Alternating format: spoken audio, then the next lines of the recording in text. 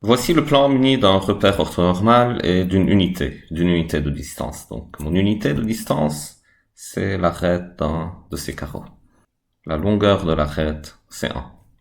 Supposez que je vous donne deux points A et B de ce plan-là, et puis je vous demande c'est quoi la distance entre A et B. Donc, la première chose, on prend une règle, on mesure, on a un certain nombre. Ou bien, si A et B sont donnés par leurs coordonnées, donc A c'est x1, y1, et B c'est x2, y2, la distance entre A et B sera, d'après le théorème de Pythagore, racine de ça au carré plus ça au carré. Donc ce sera la racine carrée de x2 moins x1 carré plus y2 moins y1 carré. Ça, c'est la distance usuelle qu'on connaît. Et cette distance a des propriétés. Par exemple, j'ai toujours que distance entre A et B, c'est égal à 0 si et seulement si c'est le même point, donc A égale B. J'ai que la distance entre A et B est toujours égale à la distance entre B et A. Et j'ai aussi ce que j'appelle l'inégalité triangulaire. La distance, pour tout A, B, C, la distance entre A et B est inférieure ou égale à la distance entre A et C plus la distance entre C et B. C'est-à-dire si j'ai un troisième point C, disons ici, la distance entre A et B est plus petite que la somme des distances entre A et C plus distance entre C et B. Maintenant, cette notion de distance n'est pas toujours la notion adaptée à certains problèmes qu'on essaie de résoudre. Dans certains cas, on définira en fait la distance entre A et B comme la somme de cette grandeur-là, en rouge, plus cette grandeur-là. C'est-à-dire, je pourrais définir peut-être distance entre A et B comme, la première grandeur en rouge, celle-là, c'est abscisse de B moins abscisse de A. Donc je vais écrire valeur absolue de xb moins xa, ou pardon, x2 moins x1. Plus la deuxième grandeur en rouge en valeur absolue, c'est la valeur absolue de y2 moins y1. Pourquoi quelqu'un voudrait définir la distance entre A et B comme ça? Pourquoi ne pas juste mesurer à la règle la distance entre A et B? Parce que parfois vous êtes dans une situation où ça c'est la bonne notion. Cette distance-là s'appelle de distance de Manhattan. Pourquoi distance de Manhattan? Ça c'est Manhattan. Et si vous êtes là en ce point, et vous voulez aller là, et vous voulez disons prendre un taxi ou marcher, aller à pied ou quelque chose comme ça, la distance entre le premier point A et le deuxième point B, dans la pratique, ce sera pas la longueur de ça. Pourquoi? Parce que vous ne pouvez pas voler entre ces points, vous ne pouvez pas marcher parce que ici il y a des immeubles ou des choses. Donc la bonne notion en fait, si vous voulez calculer la distance que vous allez parcourir dans la pratique, c'est, par exemple, si vous prenez ce chemin-là, puis vous prenez ce chemin-là. Et vous ne pouvez pas faire mieux. Et donc la distance dans la pratique que vous allez parcourir, c'est justement cette grandeur plus cette grandeur-là. Et c'est exactement ça, cette notion que j'ai définie ici. Cette autre distance, la distance de Manhattan, donc notons ça par D indice M, si vous voulez, ou bien, ce sera D indice 1 plus tard, on va voir. La distance usuelle, la distance euclidienne, on l'appelle aussi c'est D indice 2. Donc, D indice 1, distance de Manhattan, vérifie aussi ces axiomes-là, on peut le vérifier. Distance entre deux points est nulle si et seulement si c'est le même point. C'est symétrique, distance entre A et B, c'est toujours égal à distance entre B et A. Donc, dans la définition que j'ai prise ici, c'est clair que c'est symétrique. Parce que la valeur absolue dans R, valeur absolue de A moins B, c'est la même chose que valeur absolue de B moins A. Et ça a l'inégalité triangulaire. Encore parce que la notion de valeur absolue dans R a l'inégalité triangulaire. Conclusion, il n'y a pas qu'une seule distance sur R2, ni sur R3, ni sur n'importe quel espace qu'on veut considérer. On va définir la notion de distance. Donc, une distance pour nous, ou une métrique, sera une application. Donc, une métrique sur un espace E, sur un ensemble non vide E, c'est une application D de E croix E à valeur dans R+. Elle prend deux éléments de E et me donne un nombre réel positif. Et ce nombre réel positif, je pense à ça comme étant la distance entre le premier point et le deuxième point.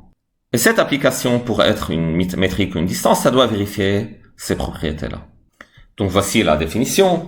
Je considère un ensemble non vide, que j'appelle E, et une distance sur E est une application de E croix E à valeur dans R+. Donc elle prend deux éléments de E, elle me donne un nombre réel positif, et ça doit vérifier les propriétés suivantes.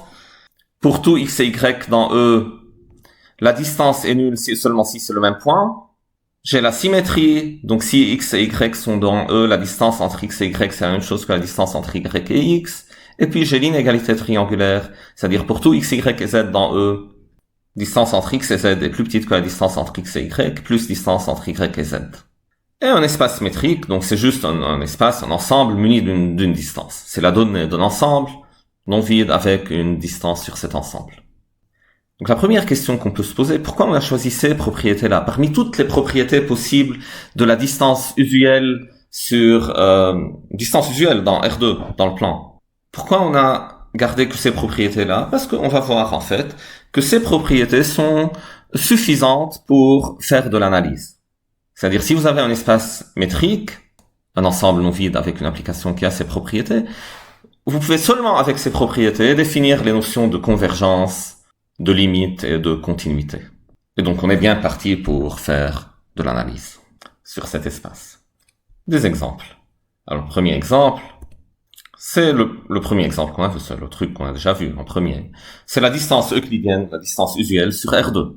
Je définis la distance entre deux couples de nombres réels, donc entre x1, x2 et y1, y2, représentés peut-être dans ma tête comme deux points du plan, comme étant la racine carrée de y1 moins x1 carré plus y2 moins x2 carré.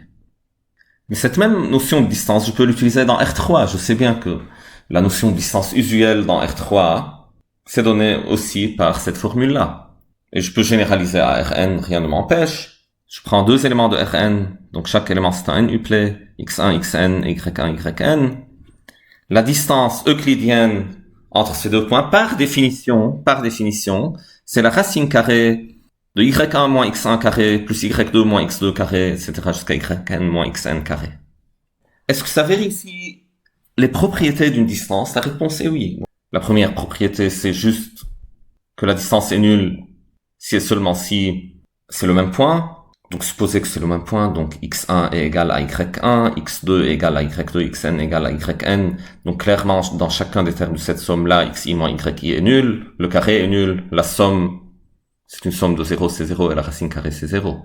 Si c'est le même point, la distance est nulle, et réciproquement, si la distance est nulle, donc tout ce qui est à l'intérieur de la racine carrée est nul, mais ce sont des carrés de nombres réels.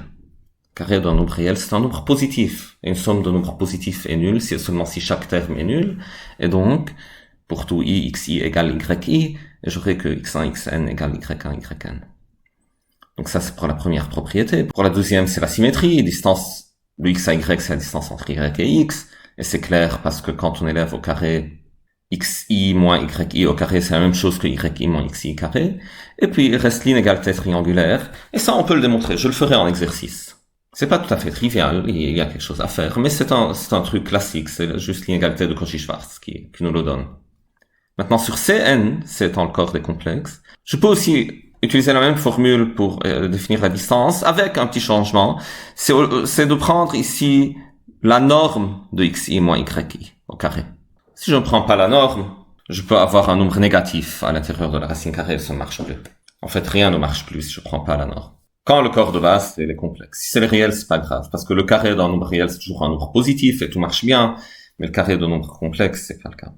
Avant ces exemples compliqués, j'aurais pu parler de la distance usuelle sur R. Je vous donne deux points du plan. Donc ce premier point A et ce deuxième point B.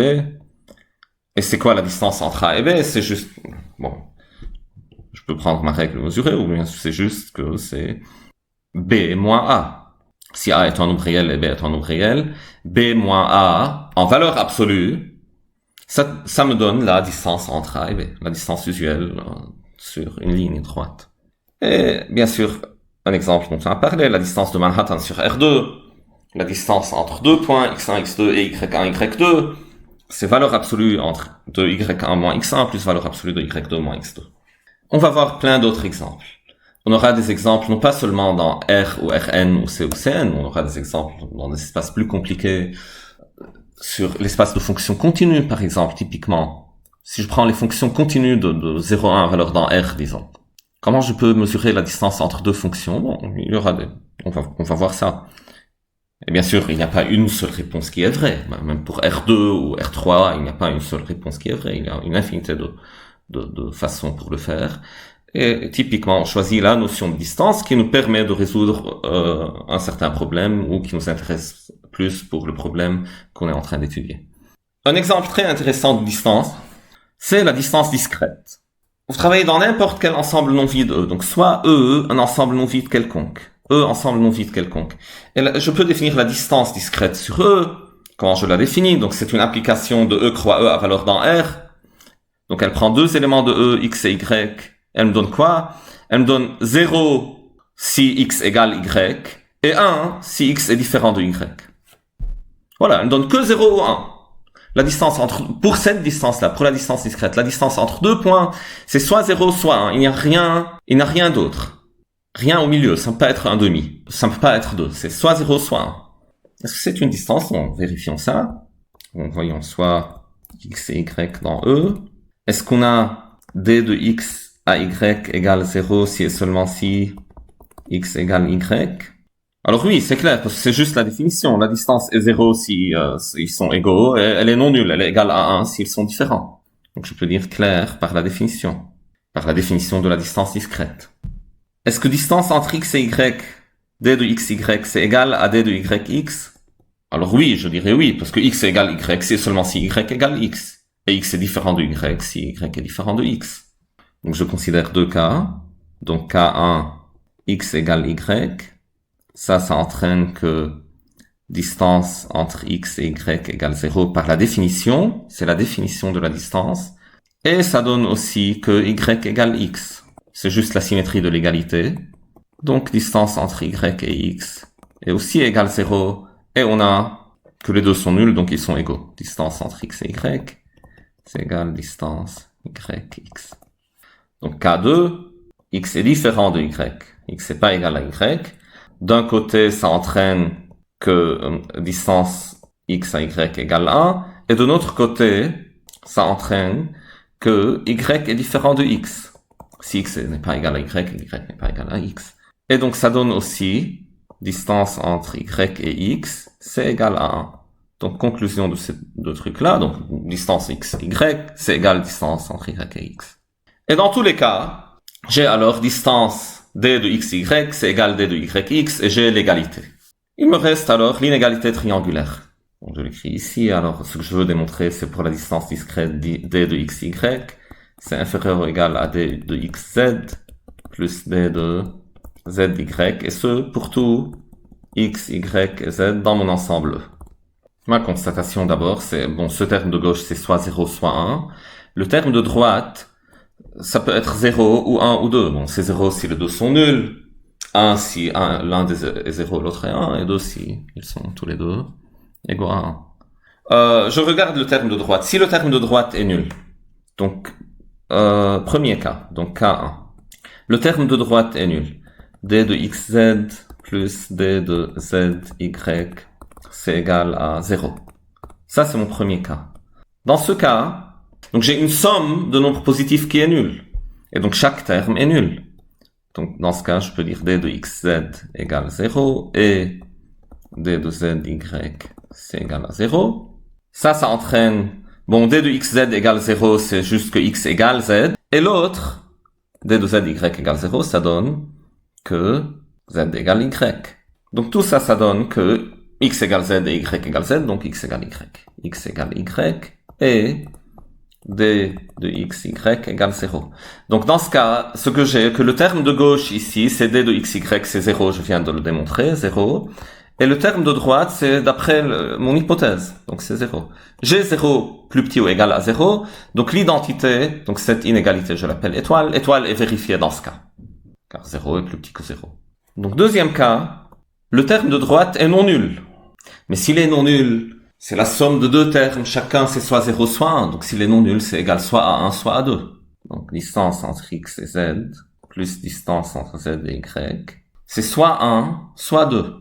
Le terme de droite est soit 1, soit 2. Le terme de gauche c'est soit 0, soit 1. Donc dans tous les cas, le terme de gauche est plus petit que le terme de droite. Donc je peux dire que distance entre x et z plus distance entre z et y, c'est plus grand ou égal à 1, alors que le terme de gauche, qui est distance d de xy, est toujours plus petit ou égal à 1, parce que c'est la distance discrète. Et on a que distance, dans ce cas aussi, distance xy est plus petit que d de xz plus d de zy, et étoile est vérifiée. Dans ce cas aussi, et donc dans tous les cas, étoile est vérifiée. Et alors je peux dire que cette application D définit une distance, et ce sur n'importe quel ensemble non vide E. N'importe quel ensemble E, je peux parler de distance discrète sur E. Tous les exemples qu'on a vus de distance, à l'exception de celui-là, sont un cas particulier de distance. Cas très particulier, en fait, celles qui proviennent de ce qu'on appelle une norme. Donc c'était des distances définies déjà sur des espaces vectoriels, c'était R, Rn ou Cn, et ce sont des distances associées à des normes. Donc dans la prochaine vidéo, je vais expliquer c'est quoi une norme sur un espace vectoriel, et comment la notion de norme, quand j'ai une norme sur un espace vectoriel, je peux alors, à partir de cette norme, définir une notion de distance. Ce sera un cas particulier très très important pour nous.